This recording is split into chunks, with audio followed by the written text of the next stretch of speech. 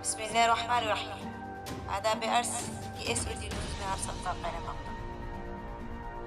बहुत ही गमनाक खबर। इजाज़त के बगैर खेत से फूल गोभी काटने पर जालिम बेटे ने माँ को खंभे से बांध दिया। वो माँ को जो अपने बेटे को अपने 9 माह अपने पेट में कोख में रखकर पाला।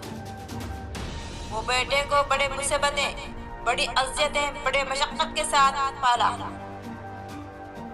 वो बेटे को जो अपना मुंह का निवारा अपने बेटे को गीले में बेटे को सूखे में सुनाया, वही बेटा आज माँ को। बेटे ने माँ से सवाल किया कि मेरी इजाज़त के बगैर उसने खेत से फूल गोभी क्यों काटी। बेटे ने गुस्से के आलम में माँ को एक खंबे से बांध कर मारना शुरू कर दिया। बहू बने शोर एक नौजवान अपनी माँ के साथ जालिमाना सलूक किया।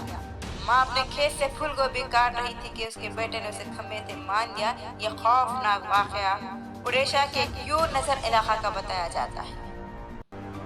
तफसीलात के मुताबिक एक 70 साला खातून जो घर में तन्हा रहती है, उसके बेटे अलग रहते हैं। माँ छोटे बेटे खेत गई, वहाँ से फूल गोभी काट कर ला रही थी कि बेटे ने माँ को देख लिया।